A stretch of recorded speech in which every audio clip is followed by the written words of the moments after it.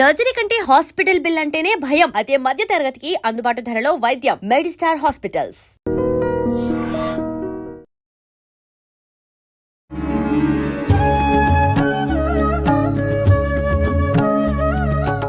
నమస్కారం, welcome to I dream. ధర్మ మార్గం విత్ విజిత కార్యక్రమానికి స్వాగతం. ప్రస్తుతం మనతో పాటు ఉన్నారు ప్రముఖ ఆధ్యాత్మికవేత్త జ్యోతిష పండితులు సుభాష్ శర్మ గారు. ఇప్పుడు గురుగారితో మాట్లాడదాం.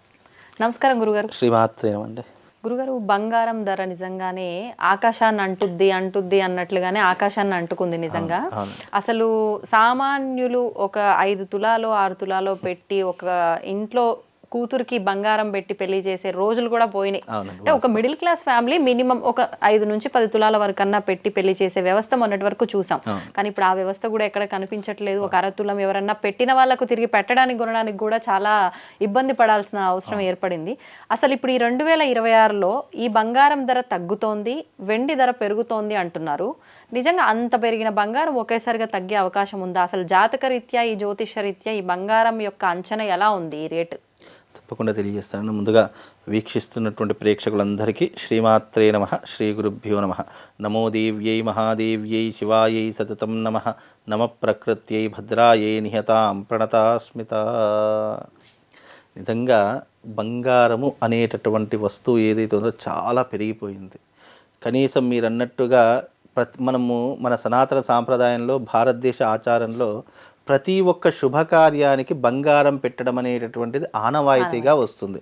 అంటే పుట్టినరోజు కానివ్వండి, పెళ్లి రోజు కానివ్వండి, లేదా వివాహం చేసే సందర్భాల్లో కానివ్వండి, లేదా మనకి ఏదైనా ఆనందంగా ఉన్నటువంటి సందర్భాలు, అప్పట్లో కూడా ఆనందంగా ఉన్న సందర్భాల్లో భర్తలు ఏం చేసేవారు, భార్యలకు నెక్లెస్లు తీసుకురావడము, గిఫ్ట్లు తీసుకురావడము, అంటే బంగారు వస్తువులు తీసుకురావడం, ఇలాంటివి చాలా మట్టుకు ఉండేటటువంటి విధానాలు మన సనాతన సాంప్రదాయంలో కనిపించాయి.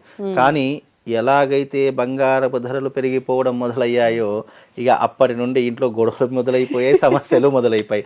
రెండూ కూడా ఉన్నాయి. ఎందుకంటే ఒకసారిగా బంగారం తక్కువ ఉన్నప్పుడు మనం ఏం చేస్తాము అని అంటే కనుక దాని యొక్క విలువ మనకు తెలియదు. అది విలువ పెరుగుతున్న కొద్ది ఏమవుతుంది అని అంటే కనుక తీసుకుందాము అని అనుకుంటే మన బడ్జెట్ సరిపోదు, తీసుకోవాల్సిందే అనుకుంటాము, అక్కడే అయిపోతాం. చాలా మట్టుకు ఏమనుకుంటా, అబ్బా బంగారం పెరిగిన తర్వాత అనుకుంటా, అబ్బా అప్పుడే తీసుకుంటే బాగుండేది, 1,00,000 రూపాయలు ఉన్నప్పుడు ఇప్పుడు 1,46,000 అయింది అని అనుకుంటూ ఉంటాం.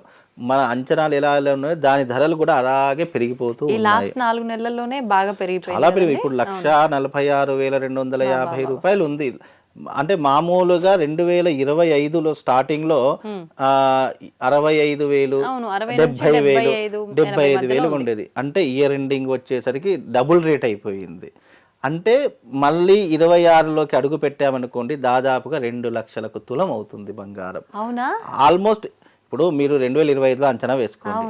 2025లో 65,000, 70,000 ఉన్నటువంటి, పోనీ 80,000 వేసుకోండి, 80,000 ఉన్నటువంటి బంగారము ఈ రోజున 1,46,000 అయింది, డబుల్ అయినట్టే కదా. అంటే మనం ఆ అంచనాని, ఆ క్యాలిక్యులేషన్ కాసేపు పక్కన పెడితే అసలు జాతకం ఏం చెప్తోంది? 100% జాతక దృష్ట్యా కూడా 100% గురువు మారుపుతున్నటువంటి సమయంలో కర్కాటక రాశిలోకి అడుగుపెట్టిన మరుక్షణం బంగారపు ధరలు ఆకాశం దాటుకొని వెళ్ళిపోతాయి. దాదాపుగా 2 లక్షలకు తులం అయ్యేటటువంటి అవకాశాలు, అంటే 2 లక్షలకు ఆ లోపలే ఉంటుంది తప్ప 2 లక్షలు దాటదు. అంటే తులం బంగారపు ధర 2 లక్షల వరకు చేరుకునేటటువంటి అవకాశాలు ఇప్పుడు కనిపిస్తున్నాయి. 2025లో డబుల్ అయితే ఎలాగైతేందో ఇప్పుడు 46,000 ఉంది కదా.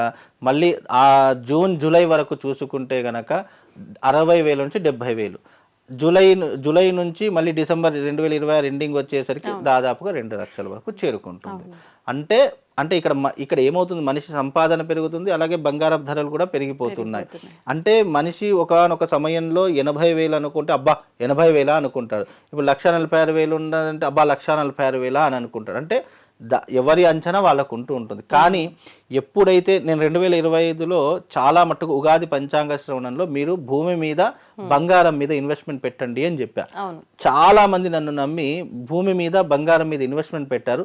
ఈ రోజున 10 తులాలు అంటే అప్పుడులో 8 లక్షలు కొనుక్కున్న వాళ్ళు ఇప్పుడు 16 లక్షలు అయ్యింది. అంటే దాదాపుగా సంవత్సరంలో డబుల్ అయ్యింది. అంటే ఎవరైతే ల్యాండ్ కాస్ట్ కూడా ఇంత పెరగదేమో ఇప్పుడు. అయ్యో ల్యాండ్ కాస్ట్, నేను విజయవాడలో మాకు తెలిసినటువంటి ఒక క్లయింట్ అండి ఎకరం పొలం తీసుకున్నాడు. అప్పుడు ఎకరం పొలం ఎంత తీసుకున్నాడు, 65 లక్షలకు తీసుకున్నాడు. అదే ఇప్పుడు ఎకరం పొలం 2 కోట్లకు పలికింది. చూసారా? అంటే ఆ మనిషి యొక్క స్థితి ఎట్లా ఉంటుందంటే డబ్బు ఉన్నప్పుడు దాని విలువ తెలియకుండా అడ్డమైన వాటికి పెడతాడు. కానీ జ్యోతిష్యం నమ్ముకున్నవాడు, నిజంగా జాతక ఫలితాలు నమ్ముకున్నవాడు, కరెక్ట్ టైంలో దేని మీద ఇన్వెస్ట్మెంట్ పెట్టాలి అని తెలిసినటువంటి వాడు దాని మీద పెడితే ఈరోజు కోటీశ్వరుడు అయ్యాడండి. అంటే ఆ వ్యక్తి ఇప్పటికి కూడా నాకు డాక్యుమెంట్స్ పంపించాడు.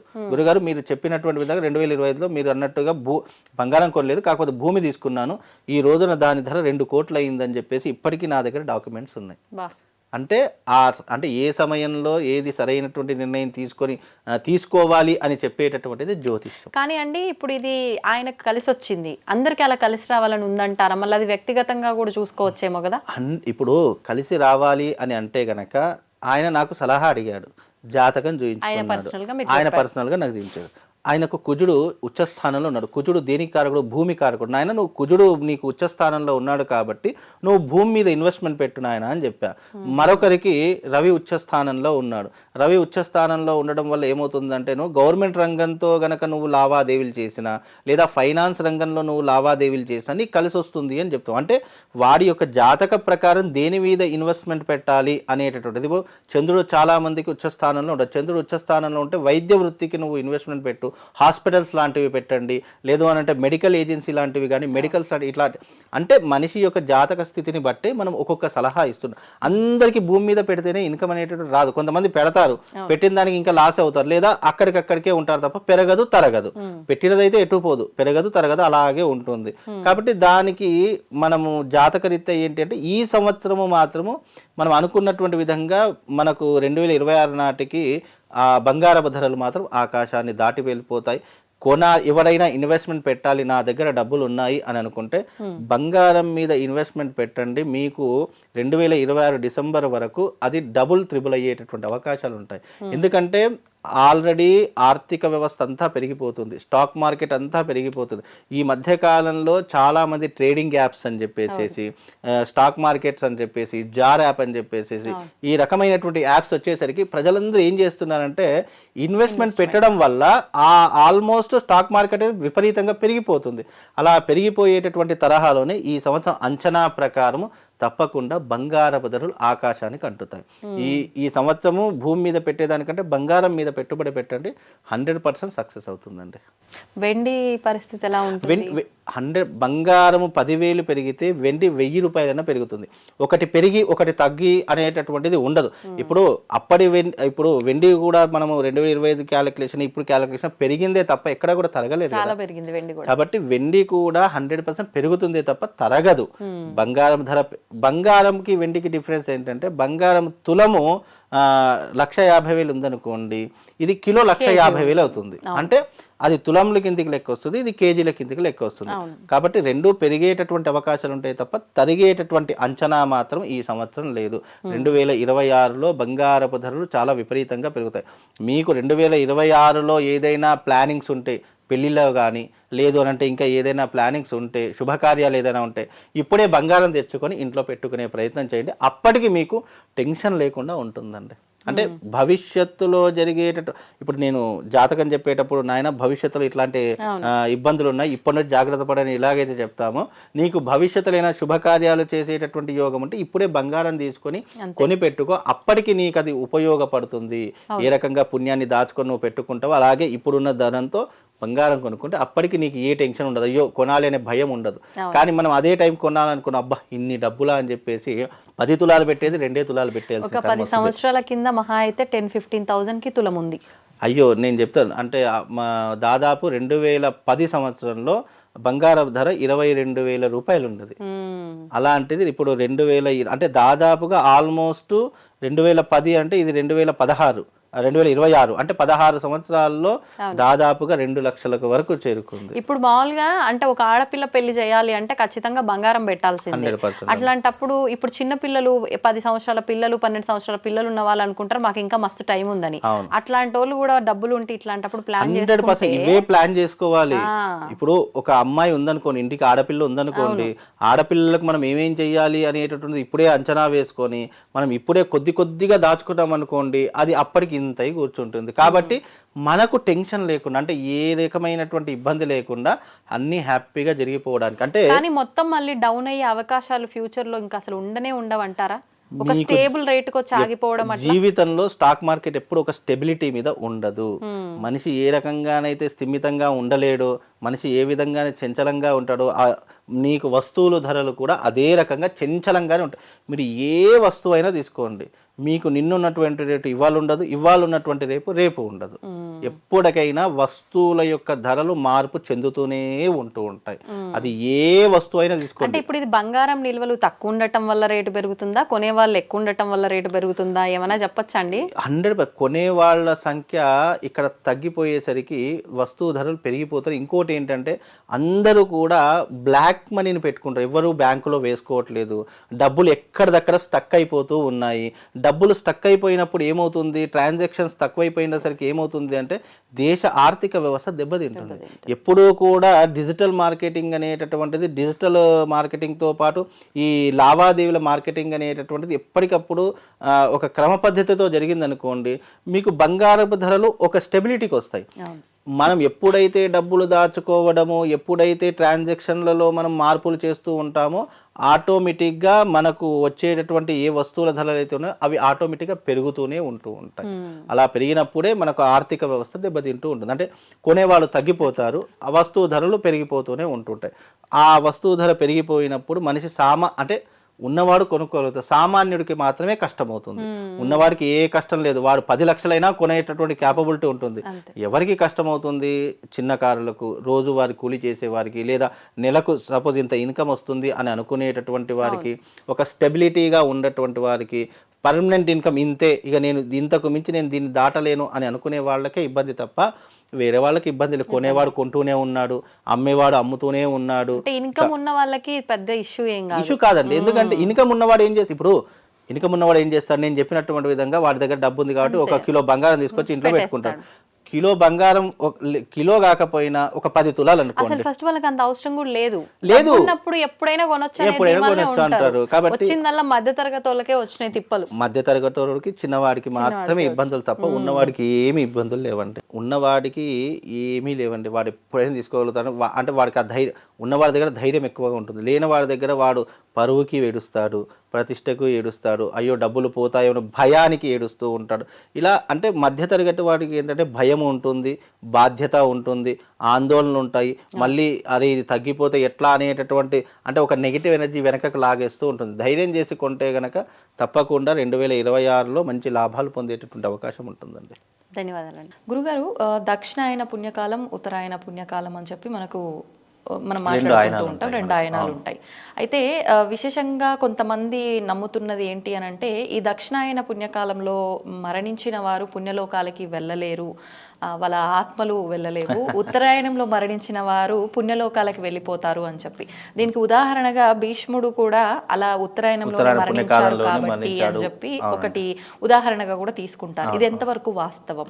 భీష్ముడికి ఉన్నటువంటి గొప్ప వరం ఏమిటి అంటే గనక, తాను ఎప్పుడు చావు కోరుకుంటే అప్పుడే తాను చావగలుగుతాడనేటటువంటి వరం అతనికి ఉంది. కాబట్టి ఉత్తరాయణ పుణ్యకాలంలోనే మరణించాలి, ఉత్తరాయణ పుణ్యకాలంలో మరణిస్తే నాకు ముక్తి కలుగుతుంది, మళ్ళీ మానవ జన్మ అనేటటువంటిది ఉండదు అనేటటువంటి క్రమంలో సూర్యుడు ఎప్పుడైతే మకర రాశిలోకి ప్రవేశించడం జరుగుతుందో అది ఉత్తరాయణ పుణ్యకాలంలోకి అడుగుపెట్టడం జరుగుతుంది. కాబట్టి ఉత్తరాయణ పుణ్యకాలంలోనే నేను మరణించాలి అనేటటువంటి ఒక దానితో, అందుకే భీష్మ పితామహుడి యొక్క శరీరం కూడా భూమికి తాకలేదు, ఎందుకంటే భూమి భరించలేదు. కాబట్టి ఈ భీష్మ పితామహుడి యొక్క శరీరం కూడా అంపశయ్యపై ఉంటుంది. అంటే బాణాలు గుచ్చుకొని అంపశయ్య అంటారు దాన్ని. ఆ అంపశయ్య మీద పడుకొని ఉండి నిరంతరము శ్రీకృష్ణుడి యొక్క నామస్మరణ చేసుకుంటూ ఉత్తరాయణ పుణ్యకాలం వచ్చేంత వరకు తన శరీరం అంటే ఎందుకు ఆ అంపశయ్య మీద అంటే, కురుక్షేత్రంలో మీరు గమనిస్తే భీష్మ పితామహుడు కౌరవుల వైపు ఎక్కువగా ఉన్నాడు కాబట్టి, కౌరవుల వైపు సమర్థించాడు కాబట్టి ఎంత ధర్మం పాటించినా భీష్మపితుడు గొప్ప ధర్మపరాయణుడు, అది అందరికీ తెలిసినట్టు జగమెరిగిన సత్యం. కానీ ఎంత ధర్మపరాయణుడైనా అసత్యం వైపు నిలబడితే ఎప్పటికో ఒకప్పుడు నేలవాలక తప్పదు. కాబట్టి భీష్మపితుడు గొప్ప మహాత్ముడు అని చెప్పుకోవచ్చు, గొప్ప జ్ఞానవంతుడు అని చెప్పుకోవచ్చు. అతనికి భూత భవిష్యత్ వర్తమానాదులు ముందుగానే తెలిసేటటువంటి గొప్ప జ్ఞానం కలిగినటువంటి వ్యక్తి కూడా తెలుసుకోవచ్చు. కానీ కౌరవుల వైపు నిలబడడం ఒక కారణము చేత ఆ యొక్క భీష్మ పితామహుడు నేల కొరగడం జరిగింది. కాబట్టి నేల కొరిగేటటువంటి క్రమంలో కూడా భీష్మ పితామహుడు ఎంత గొప్పవాడు, ఎంత ఉన్నతమైనటువంటి వాడు అని తెలియజేయడానికి కూడా శ్రీకృష్ణుడు ఆ తర్వాత అర్జునుడు ఇద్దరూ కూడా కలిసి భీష్మ పితామహుడి దగ్గరికి వెళ్ళి ఎందుకు ఈ రకంగా నీకు జరిగింది అంటే, నేను ఎప్పుడైతే మరణం కోరుకుంటానో అప్పుడే నా మరణాన్ని నేను స్వీకరించగలుగుతానని చెప్పేసి కృష్ణుడికి చెప్పేసరికి కృష్ణుడు అర్జునుడు ఇద్దరు కూడా భీష్మ పితామహుడి దగ్గర ఎన్నో రకాలైన ధర్మ సందేహాలను అడిగి కూడా తెలుసుకున్నటువంటి వ్యవహారాదులు కూడా మనకు కురుక్షేత్రంలోను శ్రీమద్ భాగవతంలో కూడా చెప్పడం జరుగుతూ ఉంటుంది. అందులోనూ ఈ యొక్క పుణ్యకాలం అంటే ఉత్తరాయణ పుణ్యకాలంలో మరణించడం వల్ల వైకుంఠ ప్రాప్తి కలుగుతుంది, విష్ణులోక ప్రాప్తి కలుగుతుంది అనేటటువంటి ఒక విశ్వాసము ప్రతి ఒక్కరికి ఉంటుంది. అందుకే భీష్మ పితామహుడు అనేటటువంటి వాడు ఉత్తరాయణ పుణ్యకాలం. అందుకే ఈ ఉత్తరాయణ పుణ్యకాలం వచ్చేంత వరకు భీష్మ పితామహుడు ఎప్పుడు కూడా అంపశయ మీద పడుకునేటప్పుడు విష్ణు సహస్రనామ పారాయణం చేసుకుంటూ తన యొక్క శరీరాన్ని, తన యొక్క ప్రాణాన్ని త్యాగం చేస్తూ ఉంటాడు. అందుకే ఉత్తరాయణ పుణ్యకాలంలో విశేషంగా ధనుమాసం ప్రారంభమవుతుంది, అందరికీ తెలిసిన విషయమే. కాబట్టి ఈ మాసంలో అంతా కూడా కృష్ణుడి యొక్క ఆరాధన, శ్రీమన్నారాయణుడి యొక్క ఆరాధన, వైష్ణవ సాంప్రదాయంలో జరిగేటటువంటి అనేక క్రతువులు కూడా ఈ యొక్క సందర్భంలోనే జరుగుతాయి. ఈ సందర్భంలో తిరుప్పవై కూడా జరుగుతూ ఉంటుంది. ఎందుకంటే ఈ మాసంలో శ్రీరంగస్వామి వారు గోదాదేవిని కళ్యాణమాడి తన యొక్క తిరుప్పవై యొక్క ప్రచారాన్ని కొనసాగించేటటువంటి రోజు కూడా ఈ ధనుర్మాసంలోనే ప్రారంభమవుతుంది. కాబట్టి అందుకే ఈ యొక్క మాసానికి అంత ప్రత్యేకత. ఈ మాసంలో అంటే ఈ యొక్క 6 మాసాలలో ఎవ్వరూ మరణించినా కూడా వైకుంఠ ప్రాప్తి కలుగుతుంది. అందుకే వైకుంఠ ప్రాప్తి కొరకు చాలామంది ఉత్తరాయణ పుణ్యకాలంలో మరణిస్తే బాగుంటుంది, వైకుంఠ ప్రాప్తి కలుగుతుంది అనేటటువంటి అంశం వెనక ఉన్నటువంటి ఆంతర్యమే ఈ యొక్క ఉత్తరాయణ పుణ్యకాలము. అందుకే ఈ ఉత్తరాయణ పుణ్యకాలంలో ఎందుకు జప తప హోమాలకు ఎందుకు ప్రాధాన్యత అంటే ఈ కాలంలో చేసే ప్రతి ఒక్కదానికి 1,000,000 రెట్ల పుణ్యం కలుగుతుంది. అందుకే ఉత్తరాయణ పుణ్యకాలం పరమ పవిత్రమైనటువంటిది. జరిగేటటువంటి 6 మాసాలు, మళ్ళీ ఆషాఢ మాసం వచ్చిందంటే దక్షిణాయన కాలం ప్రారంభమవుతుంది. కాబట్టి ఈ 6 మాసాల్లో చేసుకునేటటువంటి విశేషమైనటువంటి క్రతువులన్నీ కూడా సాక్షాత్తు విష్ణుమూర్తికి అంకితం చేయబడినటువంటి. అంటే ఇంకా ఈ కాలంలో మరణించిన వారు మోక్షం పొందుతారు, మరొక జన్మ లేదనుకోవచ్చా? వాళ్ళ కర్మ అప్పుడు భీష్మ పితామహుడికి మానవుడికి ముడి పెట్టకూడదు కదండి. మోక్షం పొందుతారు అని అంటే మీన్స్ ఎవరి కర్మ ఫలితాన్ని బట్టి వారు మోక్షాన్ని పొందుతూ ఉంటారు. నిజానికి మోక్షాన్ని పొందడము అనేటటువంటిది ఇప్పుడున్నటువంటి ఈ జనరేషన్లో, ఈ కలియుగంలో అంత సులభమైనటువంటి విషయం కాదు. మోక్షము అంటే మళ్ళీ మానవ శరీరం అనేటటువంటిది పొందకపోవడమే మోక్షానికి ప్రధానమైనటువంటి అర్థము. కాబట్టి దీనికి అనేక రకాలైనటువంటి పుణ్యకార్యాలు చేస్తేనే ఈ శరీరం మళ్ళీ పుట్టకుండా ఉంటుంది. లేదు అంటే రీసైక్లింగ్, ఎప్పుడు పుడుతూనే ఉంటావు, కర్మ అనుభవిస్తూనే ఉంటావు, సాంసారికమైనటువంటి దుఃఖాన్ని అనుభవిస్తూనే ఉంటావు, నీ జీవితం ఇప్పుడు రీసైకిల్ జరుగుతూనే ఉంటుంది. నీ జన్మకు కారణం ఏంటో తెలుసుకొని ఎప్పుడైతే పుణ్యం వైపు నువ్వు ప్రయాణం చేస్తావో, ఎప్పుడైతే ధర్మం వైపు ప్రయాణం చేస్తావో ఆటోమేటిక్గా నీకు జన్మ రాహిత్యం అనేటటువంటిది కలుగుతుంది.